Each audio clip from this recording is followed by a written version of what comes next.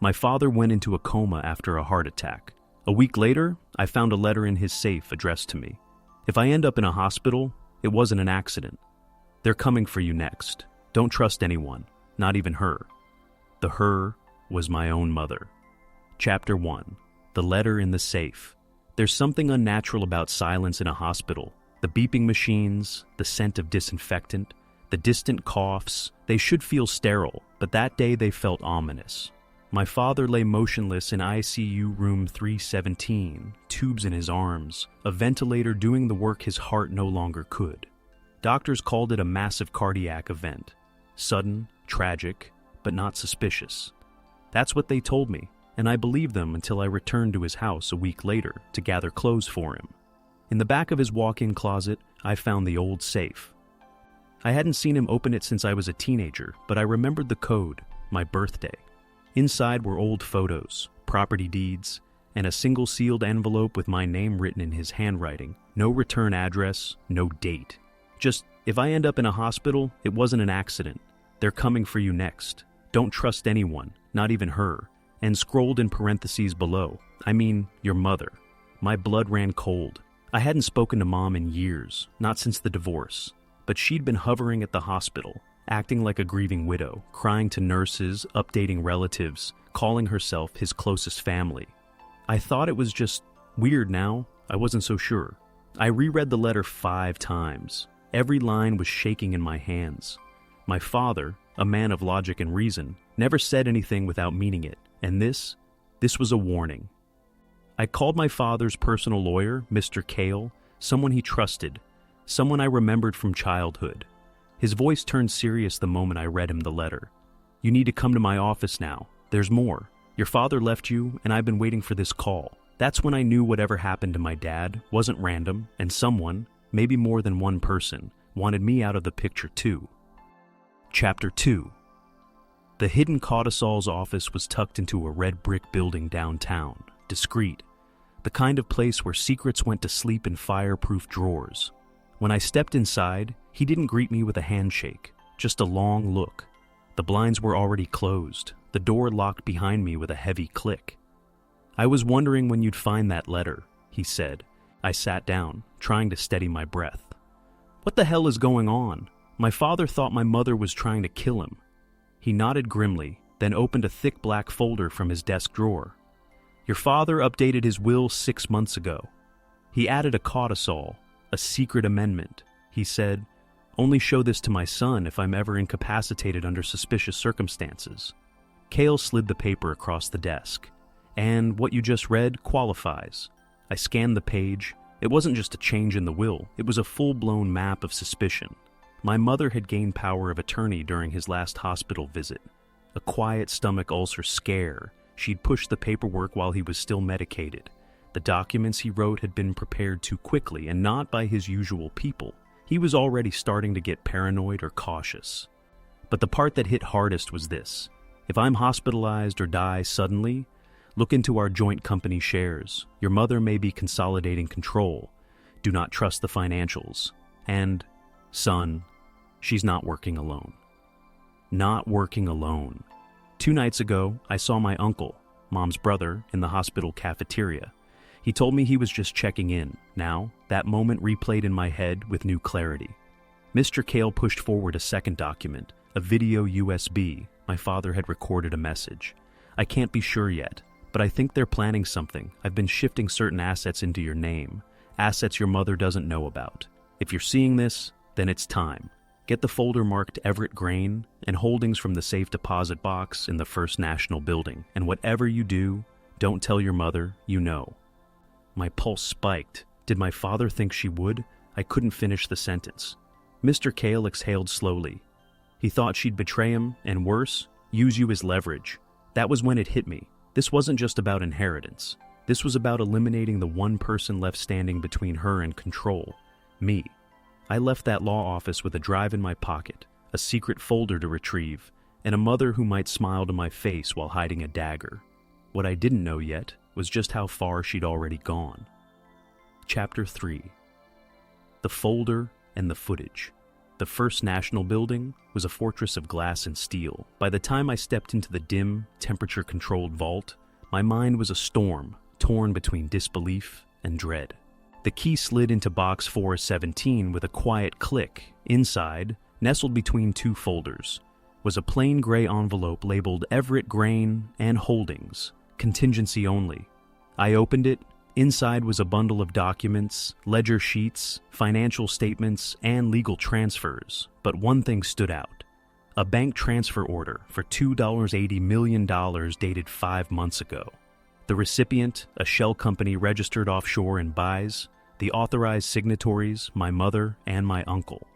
The money had been siphoned from a dormant company my father had invested in years ago, Everett Grain, a side business he never spoke much about, quietly profitable until now. Attached was a sticky note in my dad's handwriting. They think I'm not paying attention, but I am. If this ever goes through without my approval, they've already started. That transfer had already happened. I swallowed hard, fingers trembling as I opened the second part of the envelope, a thumb drive. When I plugged it into my laptop later that night, the screen flickered to life with grainy surveillance footage, security cam, time-stamped 2 nights before his heart attack.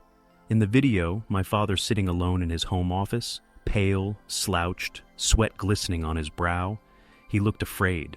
Then the door opened, my mother walked in. She was holding a cup of tea, no words, but she placed it on the table beside him, kissed him on the forehead, and turned off the light on her way out. 2 minutes later, he clutched his chest. I paused the footage, heart racing, no sound, no obvious foul play. But something in that silent exchange sent chills through my spine. He didn't touch the tea. He collapsed minutes later. The next clip from the hallway cam showed my uncle walking out of the office moments after my mother left. He glanced at the camera, then turned it slightly toward the ceiling. They knew the house had cameras. They just didn't think he'd left copies. I stared at the footage, nauseous. My father didn't suffer a random heart attack. It was orchestrated. And if he was right, I was next. Chapter 4. Dinner with a Snake. I returned home that night and sat across from my mother at the long mahogany dining table, the same table we'd shared Sunday dinners on for years. She smiled faintly as she spooned soup into her bowl. "You've been busy," she said. "You disappeared after visiting the bank. Everything all right?" I met her eyes, studied them. Not a flicker of concern, not even false warmth. She was testing me. I played dumb, just sorting some estate stuff, you know. Dad's accounts are a maze. She nodded, sipping slowly. Of course, he never liked to share too much. Her lips curled, even with me. Her tone was too even, too rehearsed. Later that night, I watched from the hallway as she entered Dad's office again. She didn't turn on the lights, just stepped in for a few seconds, opened the cabinet, then left. I checked afterward. The thumb drive was gone. Good. She took the bait because the real one was in a locker downtown. What she'd stolen was a duplicate with embedded GPS. The trap begins. The next day I met with a private investigator, an old Marine buddy of mine. I gave him the footage, the bank transfer documents, and the GPS signal. 3 hours later, he called me from a gas station just outside the city. "She met with your uncle." They handed something off. Your fake drive, I assume. Then he made a call on a burner phone. Within the hour, they wired funds from an offshore account to a private law firm in New York. What kind of firm? He paused. The kind that handles emergency inheritance restructuring and sealed murder settlements. My blood ran cold. They weren't just after Dad's money anymore. They were trying to erase him entirely, scrub his power of attorney, push through new guardianship papers, and cement control while he was Coma Omos. The dinner reveal. That evening, I invited them both, my mother and uncle, to dinner. A reunion of sorts. I was calm, collected. I even opened a bottle of wine.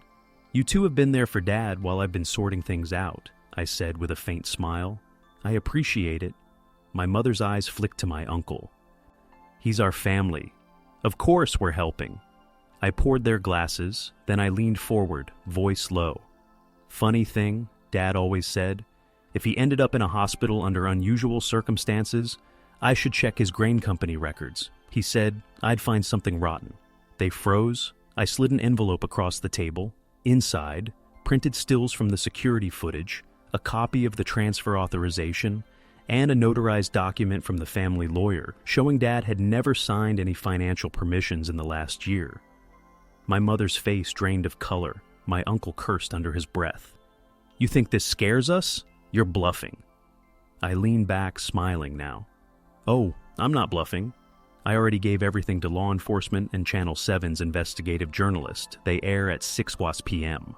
I glanced at the clock, 5:53 p.m. In 7 minutes, the entire city would see their scheme exposed, and this time, there would be no one left to fool. Chapter 5. The Funeral and the Firestorm. The Channel 7 expose aired at exactly 6:08 p.m. A grainy image of my mother and uncle caught on hidden camera, transferring documents and discussing liquidating assets while the old man's outfilled the screen. The anchor's voiceover was calm, damning. My phone vibrated endlessly with messages from old friends, family, even co-workers who had seen the broadcast. By 6:30, it was all over social media. The headline read, "Wealthy Family Scandal. Son exposes mother and uncle in alleged power. Grab while patriarch lies in a coma." The fallout was swift and brutal. The legal storm. Within 48 hours, a judge froze all family accounts. My mother's attorney dropped her after reviewing the evidence. My uncle's passport was seized. Investigations were launched into elder abuse, financial fraud, and possible attempted manslaughter. But the hardest part wasn't the court hearings or the depositions. It was visiting my father one more time. He was still unresponsive, tubes and machines keeping rhythm where his voice used to be. I held his hand and whispered everything. "Dad, I followed the trail, just like you said. They won't hurt anyone again, I promise." A tear rolled down my cheek, and then his finger twitched barely, but it was there. The funeral that wasn't.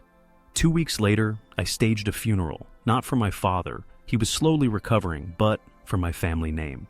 I issued a public statement severing ties with both my mother and uncle. I changed my last name legally to match my paternal grandmother's. I sold the family home and donated part of the proceeds to a foundation that helps victims of elder fraud. I made sure everyone knew what had happened and who had stood for the truth. The final blow months passed. My father stabilized. He never fully recovered, but he could smile, hold a pen, and with shaky handwriting, rewrite his will. He left everything to me.